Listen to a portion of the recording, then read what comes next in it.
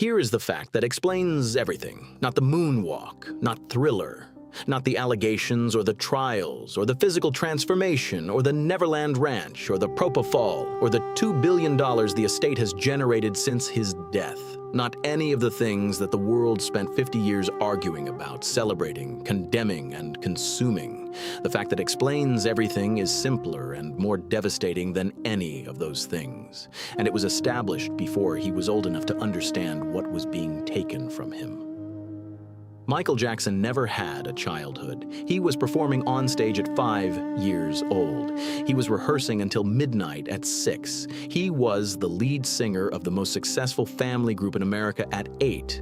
He was a recording artist with a #1 single at 10. He was famous, genuinely, completely, inescapably famous, before he had lost his first tooth, before he had learned to ride a bicycle, before he had experienced the specific, ordinary, irreplaceable passage of time that childhood is supposed to be and that no subsequent amount of money or fame or Ferris wheels on a private estate can retroactively provide. Everything that followed, like the loneliness, the isolation, the arrested development, the Neverland psychology, the specific vulnerability to people who wanted to use him, and the specific hunger for the company of children who did not, flows from this single biographical fact with the inevitability of water finding its level. Understanding it does not excuse everything, but it explains everything. This is episode 1, Before the Moonwalk, before Thriller, before any of it. This is Gary, Indiana. And this is where the story actually begins. Gary, Indiana, 1958.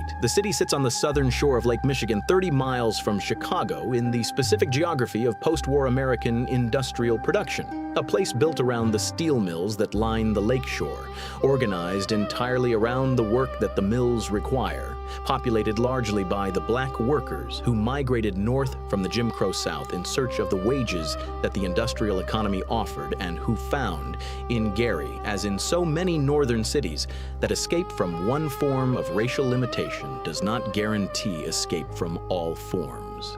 The Jackson family lives in a 2-bedroom house on Jackson Street. The address coincidental, the house modest in the specific way of houses that contain more people than they were designed for. Joseph Walter Jackson, called Joe, works at the Inland Steel Mill. He is a large man, physically imposing in the way that physical labor and military service produce, a man whose relationship to his body is functional rather than aesthetic, whose understanding of the world has been formed by the specific conditions of black male existence in mid-century America. The knowledge that the margin for error is small, that the institutions which protect other people do not reliably protect you, that the path from where you are to anywhere better is narrow and requires the suppression of everything that is not useful to the navigation of it. Joe Jackson is not a villain in the simple sense. He is a man whose own dreams. He played guitar in a band called the Falcons before the family arrived, before the children came, before the mill became the defining fact of his daily life, were not realized, and whose response to the unrealization was to pour the entirety of his ambition into the children who might yet realize something. The ambition is genuine.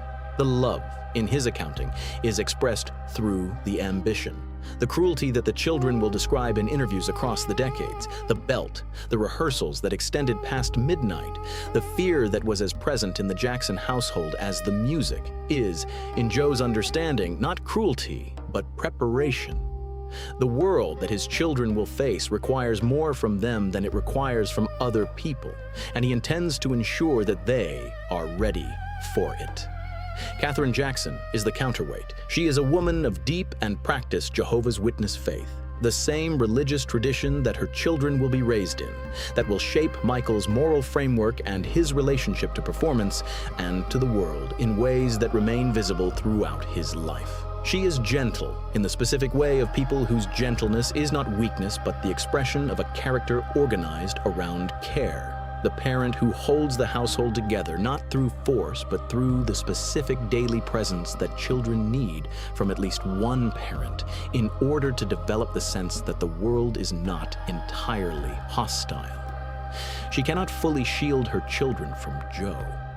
What she can do, and does consistently and with whatever resources the situation provides, is ensure that the fear has a counterpoint, that the love is never entirely absent even in the years when the rehearsals and the punishments make it difficult to feel. Into this household on August 29, 1958, Michael Joseph Jackson is born. He is the seventh of 9 children: Rebby, Jackie, Tito, Jermaine, Latoya, Marlon, Michael, Randy, and Janet. The family assembled in the specific density of households where the economics of birth control are not the primary consideration, and where the children themselves become the household's primary resource. He is not initially the most obviously gifted of the siblings. Jackie is a good athlete. Tito has genuine musical ability, as it is Tito's secret playing of Joe's guitar, discovered and punished and then redirected into formal practice that begins the Jackson Five's musical formation. Jermaine has a voice. The older brothers have a head start in everything, including the performing experience that Joe is already beginning to develop in them. And then Michael begins to sing, and everything changes. The specific quality of Michael Jackson's gift at 5 years old is documented by people who were present and who have described it in the consistent terms that genuine gifts produce in witnesses. The sense of encountering something that does not belong in the context where it is found, that exceeds what the context can explain, that produces in the observer the specific cognitive dissonance of watching a child do something that children do not do. He does not simply have a good voice for a child. He has the instincts of a seasoned performer, the ability to read an audience and respond to it, to modulate the emotional register of a performance in real time based on what the room is giving back, to inhabit a song rather than simply execute it. These are not skills that can be taught to a 5-year-old. They are the expression of something interior, a specific quality of emotional intelligence and physical responsiveness that the performing arts occasionally produce in people who are very young, and that almost always disappears or transforms beyond recognition by the time the person reaches adulthood. In Michael Jackson, it does not disappear, it deepens. Joe recognizes what he has. The recognition is not simply the parental pride of a father who hears his child perform and is moved by it. It is the specific, cold, commercial recognition of a man who understands that what he is watching has monetary value, that the gift in front of him is the thing that might produce the escape from the mill and the 2-bedroom house that his own talent never managed to produce. The rehearsals begin in earnest. The Jackson Five, at this point Jackie, Tito, Jermaine, Marlon, and Michael, rehearse in the living room with a discipline that Joe enforces through the specific combination of expectation and consequence that his own formation has equipped him to apply. The belt is present as an instrument of correction when the music is not what Joe requires.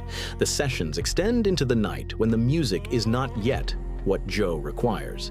The standard is always ahead of where the children currently are, because Joe understands, with the specific understanding of someone who knows how far there is to go, that meeting the current standard is not sufficient preparation for the larger stages that he is building toward.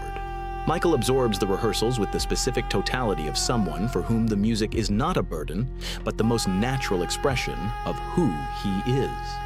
The other brothers work hard because Joe requires it. Michael works hard because the music is where he lives, because the stage, even the living room stage of an early Jackson 5 rehearsal, is the place where the shy, quiet, observant boy who watches everything and says little becomes something entirely different, a performer whose presence fills whatever space he is given and then exceeds it.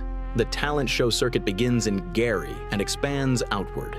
The Jackson Five perform at local venues, at school events, at the specific small stages of the American Midwest talent circuit that serve as the proving ground for acts not yet large enough for anything larger. They win. They consistently win.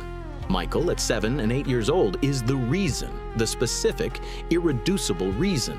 The element of the act that the audience responds to with the particular enthusiasm that genuine talent produces in people who cannot always articulate what they are responding to, but feel it immediately.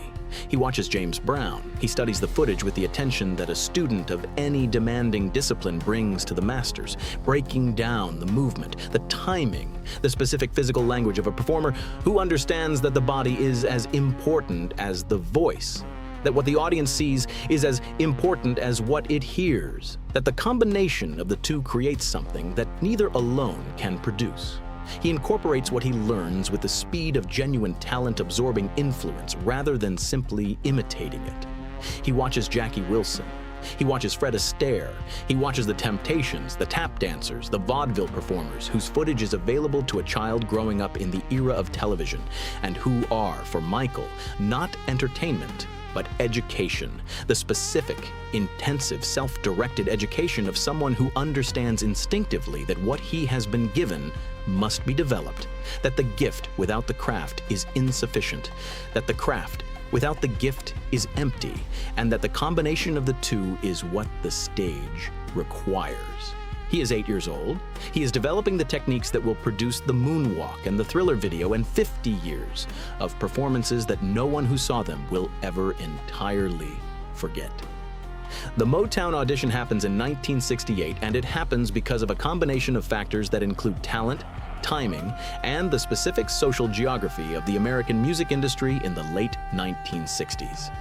The Jackson 5 have been performing on the circuit for several years. They are experienced beyond their ages. Michael at 9 is a performer with more stage hours than most adults who consider themselves professional musicians, a person whose relationship to performance is not aspirational but constitutive, not something he is learning to do but something he already is.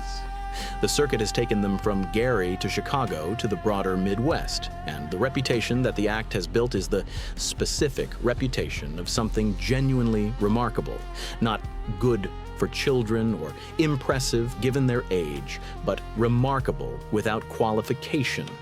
The response of audiences who understand that what they are watching does not have an asterisk. Berry Gordy Jr., the founder of Motown Records, the man who built the most significant black-owned music business in American history, and who developed the specific, sophisticated approach to presenting black artists to mainstream American audiences that produced Marvin Gaye and Stevie Wonder and Diana Ross and the Supremes and the Temptations, hears the Jackson 5 and understands immediately what he has. He signs them. The Motown signing in 1968 is the beginning of the public story, the moment when the Jackson 5 moves from the specific context of the Black American entertainment circuit to the broader mainstream that Gordy has been building access to for a decade. The machinery of Motown is unlike anything the Jacksons have previously encountered. The choreography coaches, the etiquette training, the image management, the specific comprehensive development of an act into a product that the American mainstream can receive without resistance. Gordy does not simply record artists, he produces stars in the full manufacturing sense of the word, and the process he applies to the Jackson 5 is the most refined version of the system he has been developing since 1959. Michael goes through the Motown process with the specific quality of someone who absorbs everything available in any learning environment and synthesizes it into something that exceeds what the environment intended to produce. The choreography training gives him a framework for what his body already instinctively knows. The stage presence coaching gives him language for what he already practices. The image management introduces him to the gap between who a performer is in private and who they are required to be in public, a gap that he will navigate with increasing difficulty for the rest of his life. I Want You Back is released in October 1969. It goes to number 1. The song is everything the Motown machine knows how to produce and everything that Michael Jackson is capable of delivering. The groove, the arrangement, the specific, joyful directness of a hit single that announces itself in the first 4 bars as something you are going to want to hear again. Michael's vocal performance is the element that elevates it past the technical excellence of the production into something that requires no qualification. At 11 years old, he sings with the emotional intelligence of someone who has been performing for 6 years and who understands, without being taught, that the space between the notes is as important as the notes themselves. The Jackson 5 become, within months of the release of I Want You Back, the most successful family act in American music, and Michael becomes, within the context of the act, the figure that the audience organizes its attention around. He is 11 years old. He is the most famous child in America. He has not yet lost his first tooth. The specific cost of what is happening to Michael Jackson is not immediately visible in the performances, which are extraordinary, or in the commercial results, which are unprecedented, or in the public image, which is the carefully managed product of the Motown machine operating at full efficiency. It is visible in the smaller details that the larger narrative tends to absorb and move past. He watches other children play through the windows of tour buses. This is documented, not as metaphor, but as biographical fact. The specific image of a child who is being transported between performances, watching through glass, the ordinary childhood that the schedule makes impossible. He cannot stop and play. He has a show tonight. He had a show last night. He will have a show tomorrow. The specific, irreversible passage of the years between 5 and 12, the years that are supposed to be unstructured and exploratory and constitutive of the self in ways that adult life cannot replicate, are being used for something else. He does not go to school in the conventional sense. Tutors appear on the road when the touring schedule permits. The gaps in his formal education are real and lasting. Not in the sense of intellectual limitation, because Michael Jackson's intelligence across every domain that is not the product of formal schooling is evident and formidable, but in the sense of the socialization that school provides that touring does not.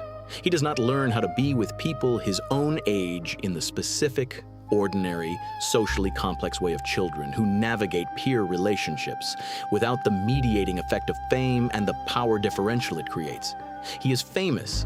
Everyone he meets knows who he is before he knows who they are. Every relationship with the exception of the family, which has its own complicated dynamics, begins from a position of profound imbalance that he has no experience of addressing because he has never not been famous. The specific loneliness that this produces is not the loneliness of someone who lacks company. It is the loneliness of someone who cannot be certain that the company they have is genuine, whose popularity is a function of what they are rather than who they are, and who has no mechanism for distinguishing between the two. Joe is always there. The discipline has not softened with the success. If anything, the success has intensified it because Joe understands that the distance between where the Jackson 5 are and where they could be is still enormous, and that the only engine for closing that distance is the same engine that has driven them this far. Michael performs for Joe's approval in the way that children perform for their parents' approval, and Joe's approval is calibrated to always require more precision, more energy, more, because more is what the world requires, and more is what Joe intends his children to provide.